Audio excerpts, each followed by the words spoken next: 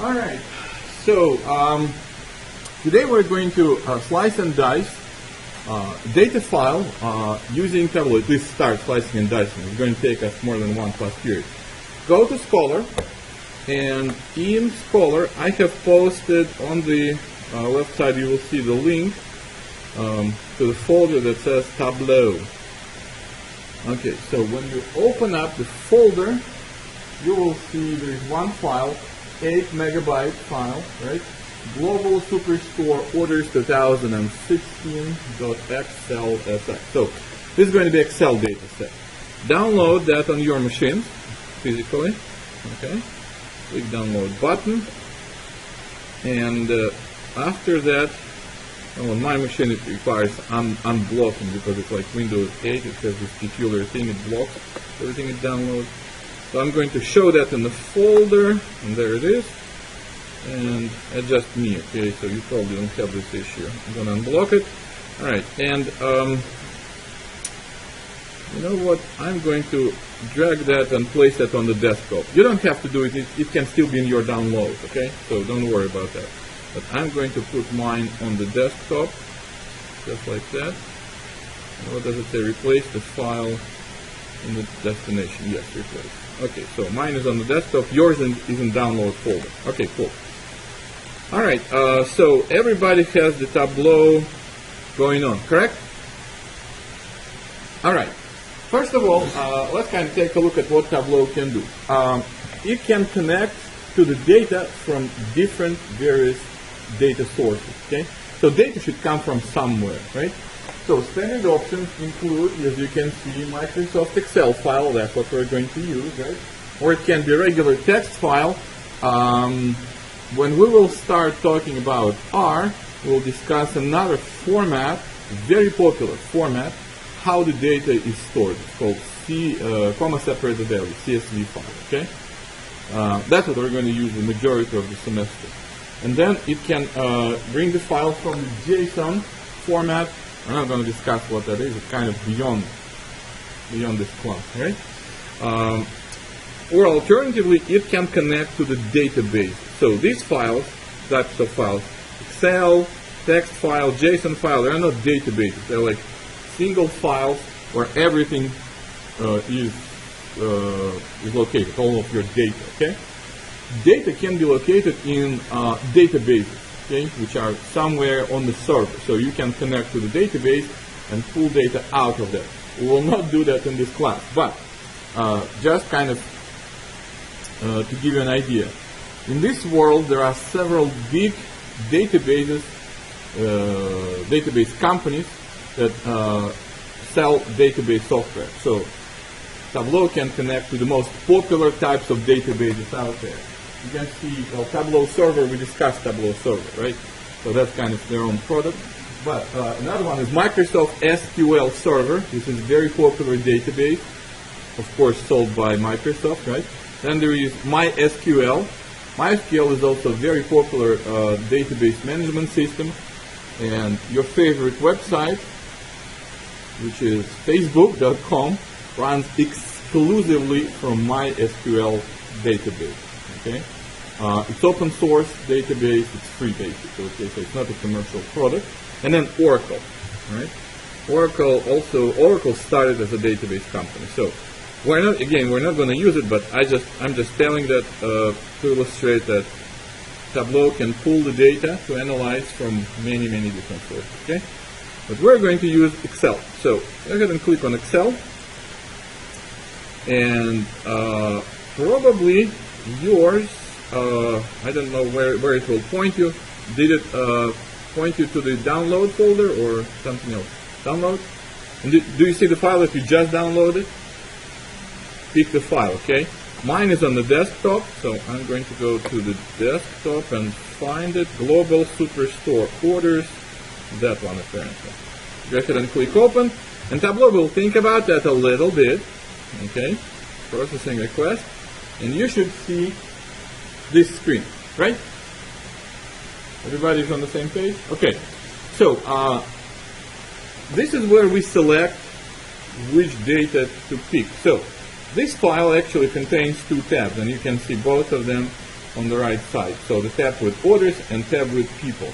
We're going to use tab orders. So what I'm going to do is take the orders and just drag. It says drag your worksheet here, right? So go ahead and drag and drop orders in this area.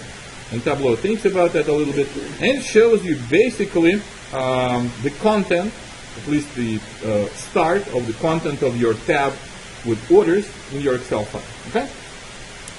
How are we doing so far? Yay? Excellent.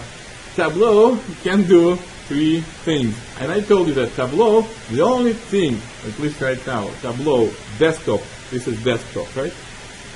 Tableau is good for is visualization. But it does it so powerfully and so well. You will see yourself today, okay? But Tableau can do 3 things, right? And you can see at the bottom there are 3 buttons, right? One of them, if you hover your mouse, kind of position your mouse over one of the buttons, right? The first one, it says new worksheet. Essentially that means new chart, okay?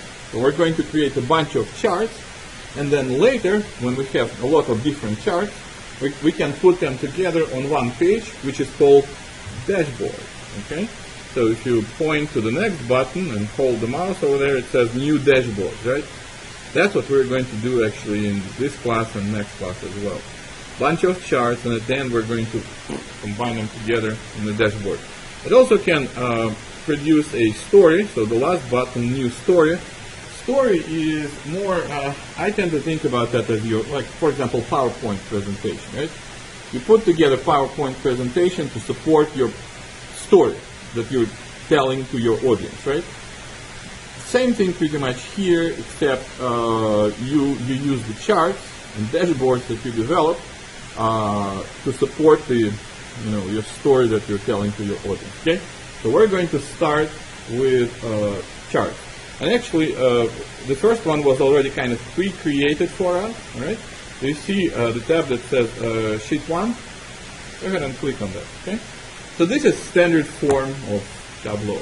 Okay, every chart that we're going to begin will look like this, right?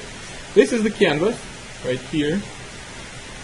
So this is where the chart is going to be created. Now, what Tableau did actually is all the columns. Let's go back to the data source for a minute, all right? So you can see that these are the columns in my Excel file, okay, on the tab orders, right? It has row ID, which is just a number identifying the record, nothing more, okay? Then I have order ID, order date, when the order was placed, etc., right? Shipping mode. So my columns contain different types of information. For example, order date has the date, right? In the format month, day, year, okay?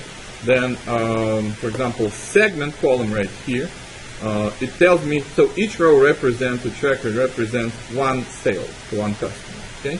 And for each sale,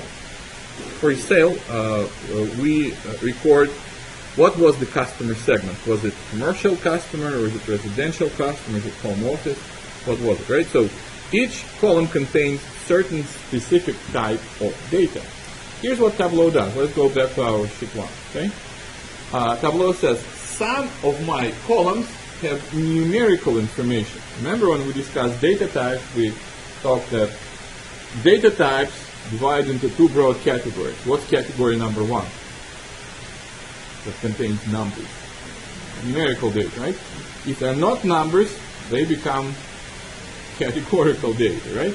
So Tableau says, if I find, it's intelligent enough, it says, if I find numbers in the column, I'm going to assume that this is a numerical column. In this case, I'm going to place them right here, and I'm going to title them measures. And they're highlighted as green, you see, right? Right? All green. So discount, profit, quantity, sales, so things that are measured in terms of,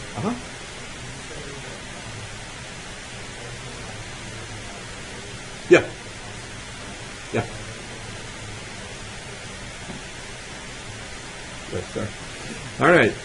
So columns that are numerical are called measures, and they're reported right here. Okay. Columns which are identified as non-numerical, categorical, they're reported right here, okay, as dimensions. Typically, what we're going to do in our chart is we're going to slice and dice our numbers, numerical data or measures, by categorical variables or dimensions. And you can see that dimensions, they're all blue, right?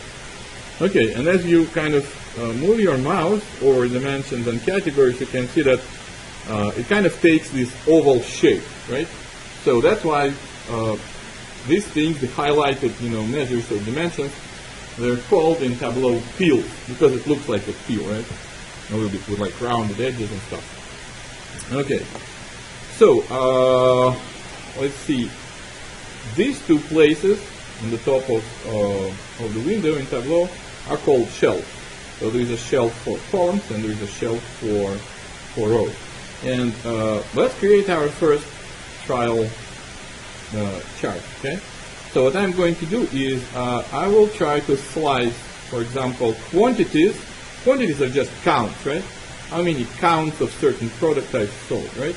I'm going to slice quantities sold by category, for example. Okay. So let's try that. I'm going to take quantities, and it's just simply done by dragging and dropping, literally, okay? I'm going to take the field, quantity, drag it and drop in column, the first one, right there. Bam, okay? And it creates, well, this is the simplest bar chart right there, right? It says that all together, my dear friend, across all categories, all countries, all product types, everything, right? You've sold what's that? 178,312, right? Yeah, 312 units, right? That's the count. Now, first thing that I want to tell you is this: you're familiar with this kind of feature in a lot of programs, right? When you position a mouse over that and leave it there, it shows up this descriptor, right? Helping window with some data information inside of that. This is called tool tip. Okay, so when the mouse, if you leave the mouse resting and it shows you help or reveal some data, that is called tool tip, right? Okay, so let me go ahead and try to slice my quantities sold by let's say product categories. So category, well, categorical variable, right? I'm going to pick up this peel and drag and drop it in the rows. Bam. Okay?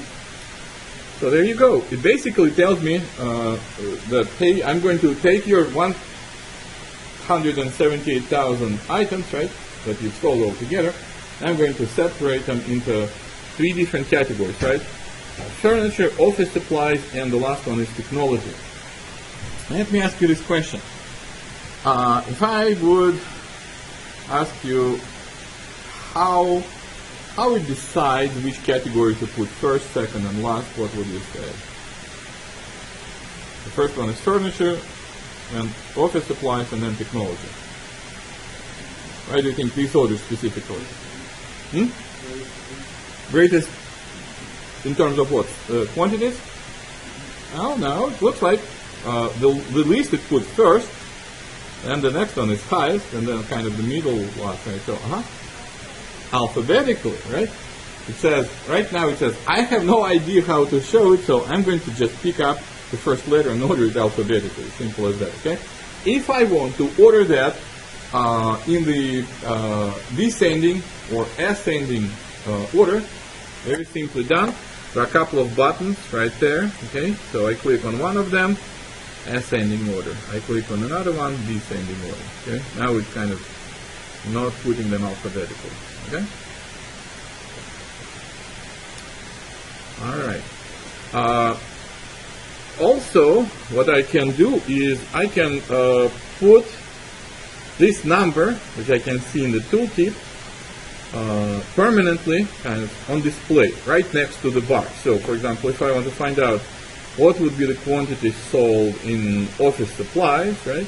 I can, go ahead and position the mouse and tooltip will tell me. Or I can display it permanently, and in this case, here's what I do. On the top, right here across the top, there is a button with letter T inside of that, okay, for the label, right? show the markers. So go ahead and click on that one, and it will display numbers, right? Right next to my bars. How are we doing? Okay? Okay. But you see that the last one is not displayed, right? At least on my Tableau. Do you have it displayed, the last one? No? Okay, some do and some don't. Well, what Tableau does basically is if it believes that there is not enough space to show the number without squishing it, it will just skip it, okay? So in this case, probably what I need to do is make it a little bit wider, right? So that my bars are a little wider, so I can drag it. And now they're all displayed. Oh, here, right? You just move the mouse around so that the pointer changes to this double arrow, up and down, and then you can squeeze it or make it wider, whatever it is. Okay? All right. Then I can easily, if I don't like horizontal, this is bar chart, by the way, right? This is bar chart. Okay, it shows bivariate bar chart, right? It shows distribution of sales. That's variable 1 by another category, which is, well, literally product category in this case, right? Okay, if I don't want horizontal, I prefer to see how the vertical looks like. I can easily swap them around. There is a button on the top, axis swap, so you can click it back and forth and pick the view, whichever one you like to see. Okay? Alright, well, mine actually got wish-coded it, so. Alright, so what do we see? Which category is the most popular in terms of units sold? Office supplies, right? Why do you think that is? And according to this chart, office supplies by far outsell everything else, right, in terms of units sold. Why do you think that is? Any ideas?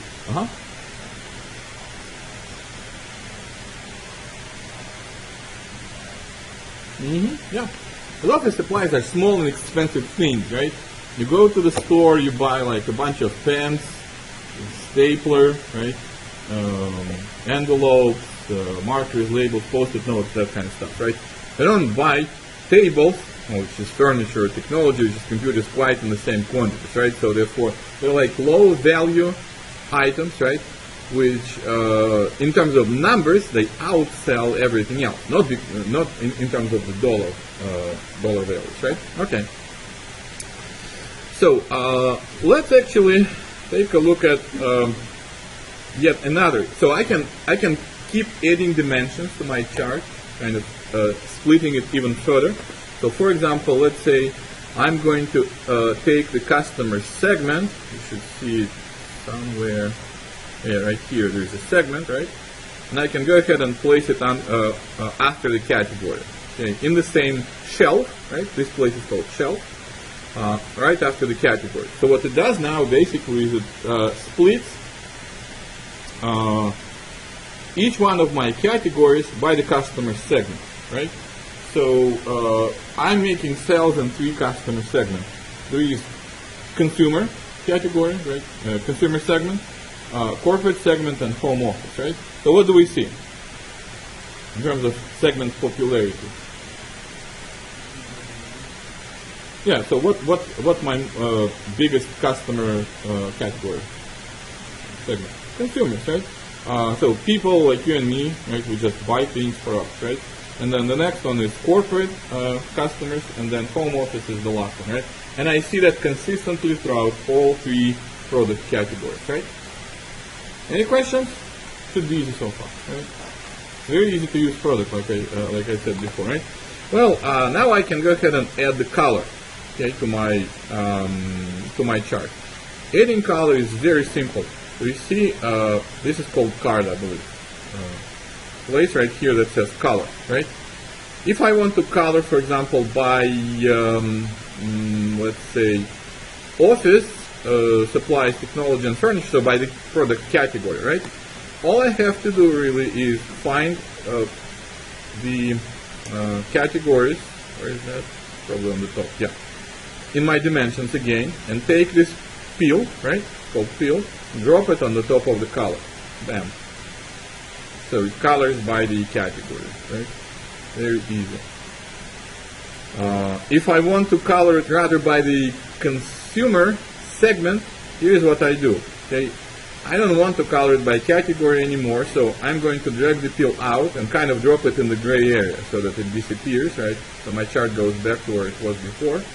And now I want to color it by the segment, so I'm going to find segment, drop it on top of the color, and now it's going to color each segment differently. So my consumer segment is blue, then orange is my corporate, and home office is red. Okay, very easy to manipulate.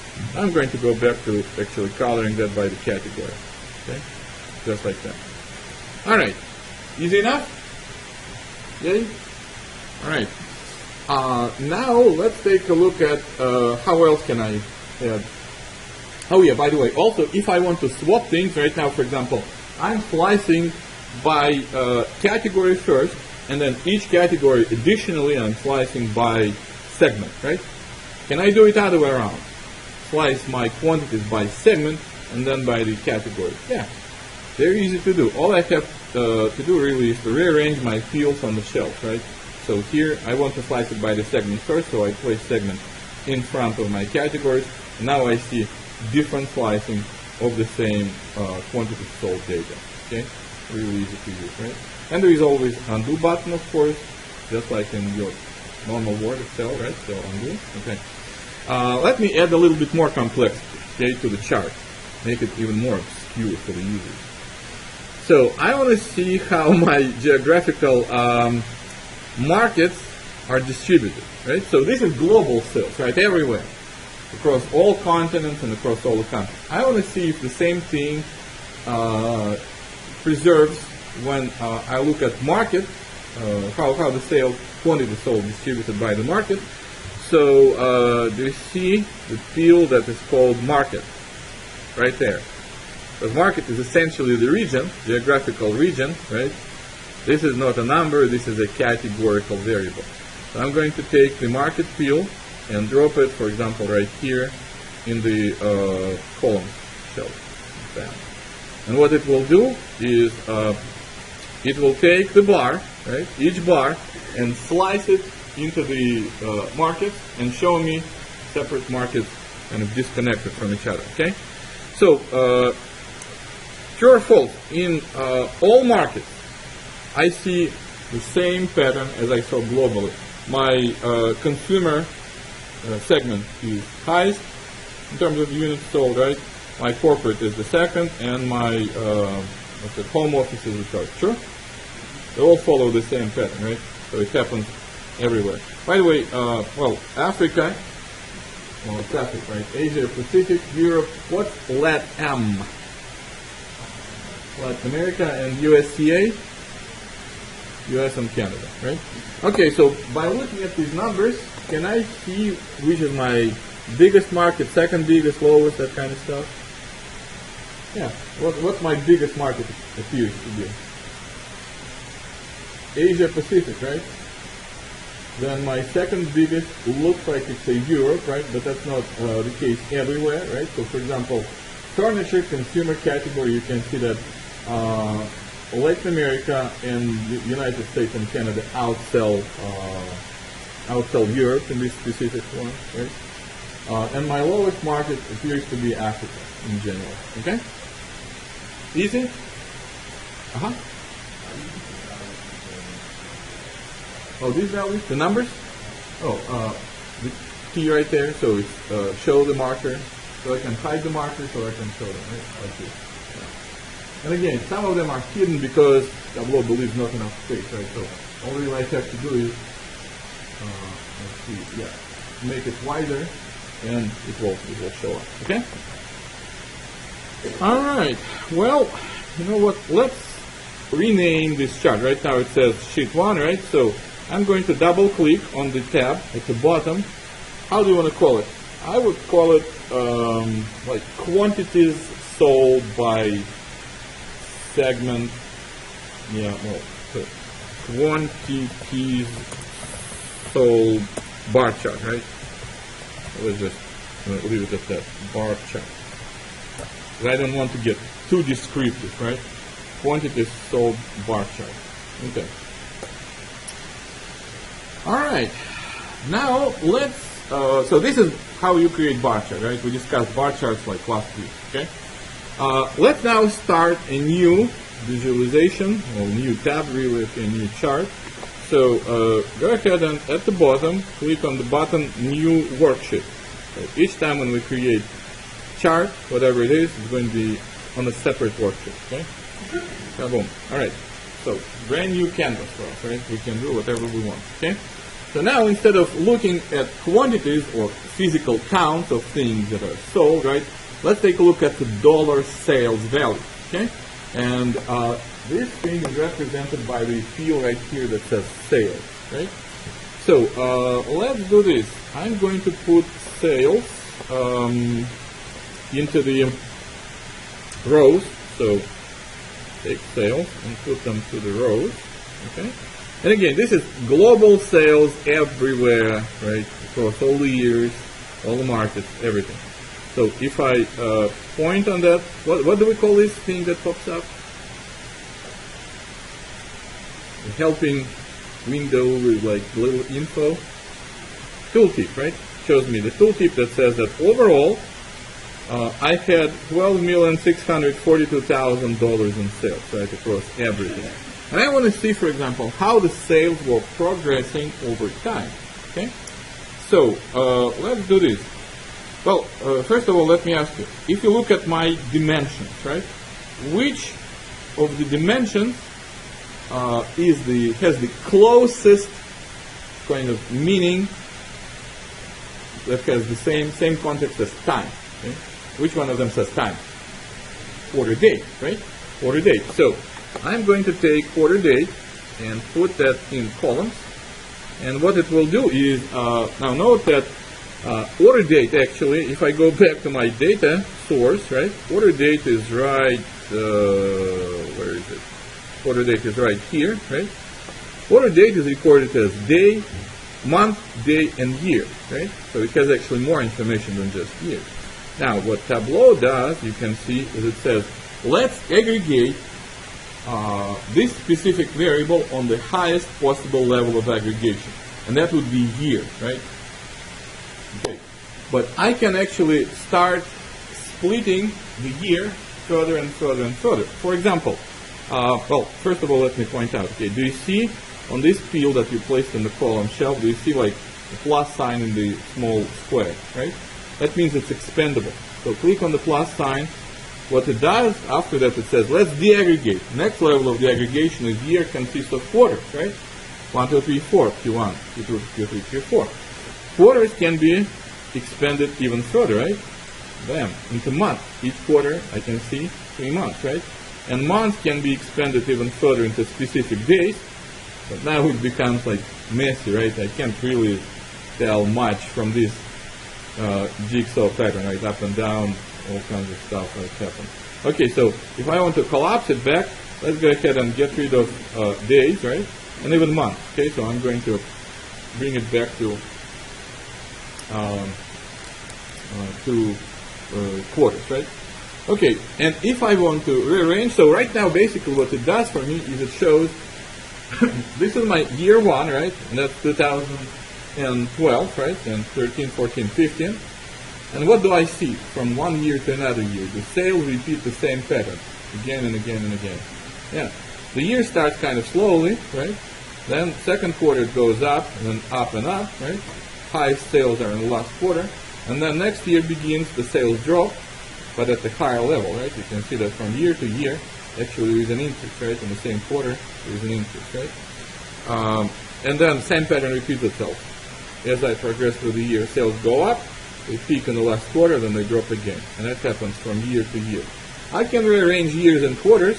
So right now it shows me breakdown of each year into quarters, right? How about I'm going to show breakdown of quarters by the year. Let's see how, for example, I'm doing in quarters 1 over the year. All I have to do is drag that right here, right? Bam. And it shows me same data, but sliced, group differently, right? So it shows me that all quarters 1, what happens to them is, well, I tracked it over 4 years, right? 12, 13, 14, 15. So what was happening is each of my quarters, each year was going up, up, up, right? quarter of the next year is higher than the quarter of the previous year. Okay? See how easy Tableau is? Okay, so here's what I'm going to do now. I'm going to take the year field from my column and just drag it into the color. Drop it on the top of color, okay? So essentially what I'm saying is show me your quarterly data, right? But use color to separate years, right? And that's what I see. So my quarterly data is Q1, Q2, Q3, Q4. Timeline goes horizontally, right? But for each year, I created a differently colored line which corresponds to, well, that year, right? So blue is the first year, then I have orange, then red, and then this, what do you call this? Cyan color, something like that, yeah. Cyan color, yeah. So what do I see? Well, I see pretty much both stories simultaneously, right? So I can see that within each year, sales are going up from quarter 1 to quarter 3, right? And also each quarter, from year to year, there was an increase, right? So that kind of tells me both stories. If I want to change level of aggregation, right now it shows me sales aggregated by the quarters, right? If I want to change that into, let's say, months, I can do that right there on the picture. Here's how, okay? You put your mouse over the field, right now it's quarters, right? You see that it starts showing on the right side this teeny tiny triangle pointing down, right? So if I click on this triangle, it reveals for me the menu, and now it's aggregated by the quarters, right? Well, alternatively, I can go ahead and choose to aggregate it by the month, for example. So go ahead and pick month, and it will do this for you, okay? How cool is it? Super awesome, right? Okay, well, let me ask you this question, ladies and gents. Anything peculiar that you see on this picture? June and July, they behave weirdly, right? And it happens each year, right? So I can see that if I was looking at the quarters, right, my quarters were going up all the time, no surprises, right? But now, if I'm looking into the more granulated data, split on the level of months, right, I can see that actually there was a hiccup going from June to July, right? June data was always a peak, and July data after that was always a dip, and after that it continued rising. Well, any ideas why that may be happening? And since it's not just 1 year, it repeats itself, right? There should be a reason, explanation. Any ideas why that might be happening?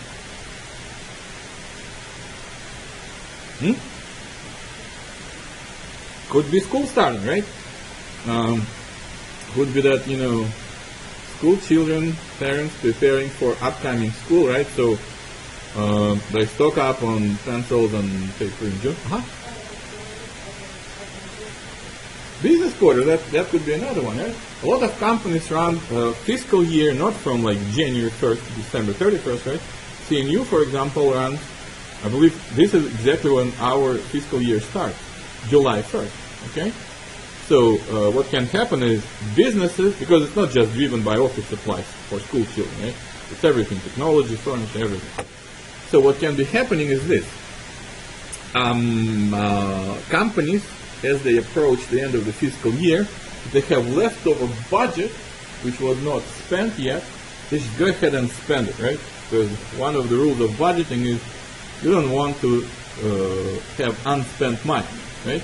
Because next year they'll give you less because apparently you don't need that much, right? So you have to spend it all. So companies, if they come to the end of their fiscal year with leftover money, they just buy stuff, exhaust the budget, and then next fiscal year begins, they don't need to buy anything anymore, right? At least at that point. That's why you have this dip right in July. That might be an explanation, okay? Cool. All right. You know what? Let's see if this pattern holds in all markets. Is that as true in the United States as it is in Europe and Asia? I don't know. How can I do that? Well, I can go ahead and take the market. Where's my market? Oh, God. Market.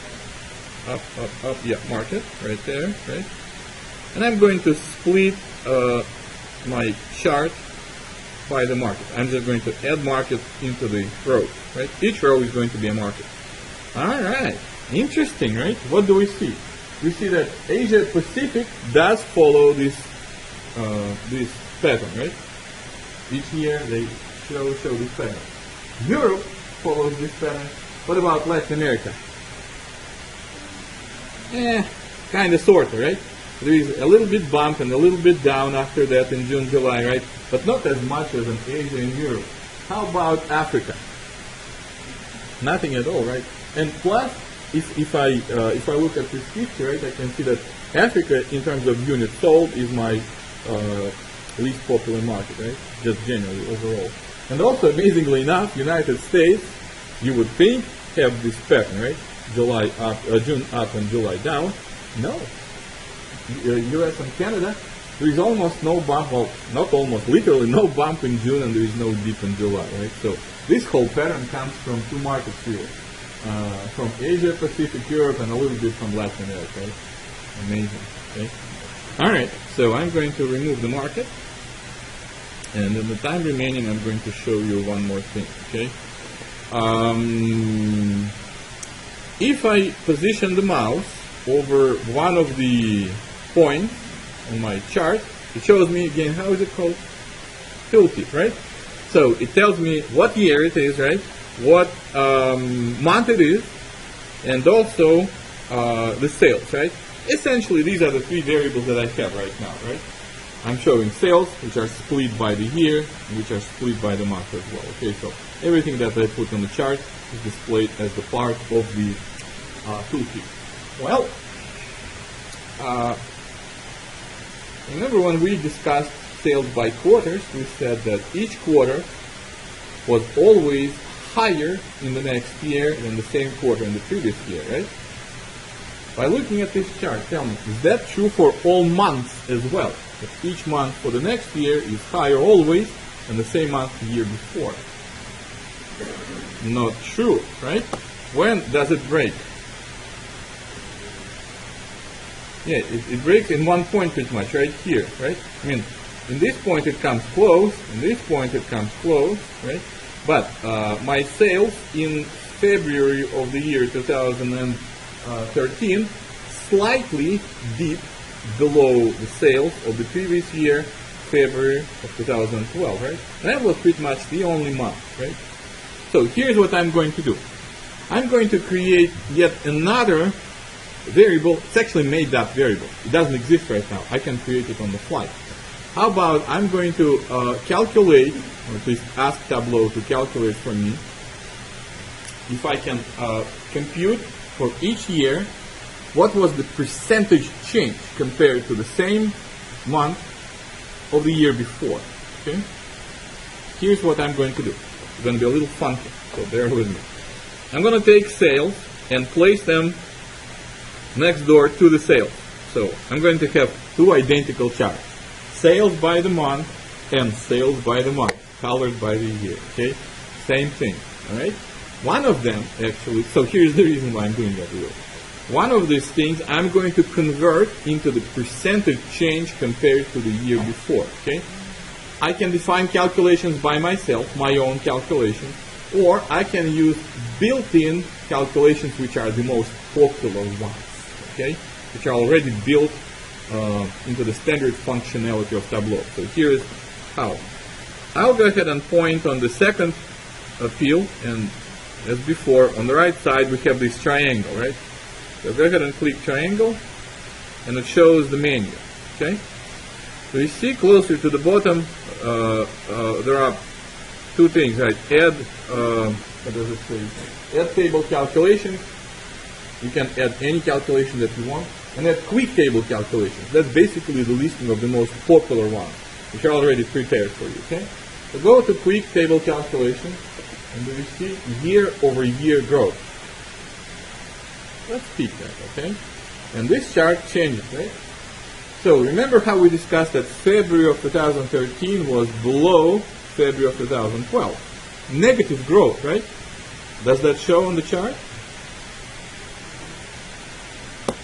This is zero, right? This is zero line. and there is 1 point below 0. So negative growth does show on the chart, right? Everywhere else is positive, right? It may not be huge, like for example this point, yellow versus blue, very close. It's close to 0, right? Okay. So, and how about I'm going to include that together with my tooltip. Here's how I'm going to do it. Magic, okay? I'm going to take this field right here, which says sum, and do you see? When I change the calculations, it now permanently shows like a triangle symbol, right? On the field.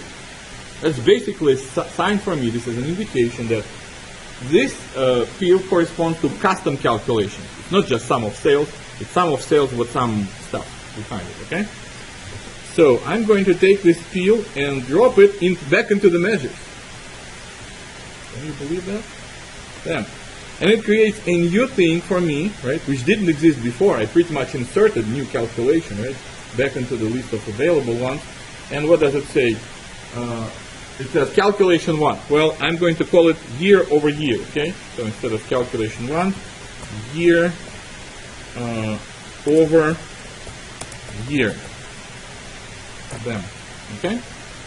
So now that I created this new calculation, look what I'm going to do. I'm going to get rid of this field in my row. So I don't need that anymore. I used it already, right, to calculate the stuff. Okay? So I go back to my old chart. And now to include my new calculations in my tooltip, I'm going to pick up my new, that I defined right now, right? Year over year, and drop it right here, in the area that says tooltip. Let's see what happens, right?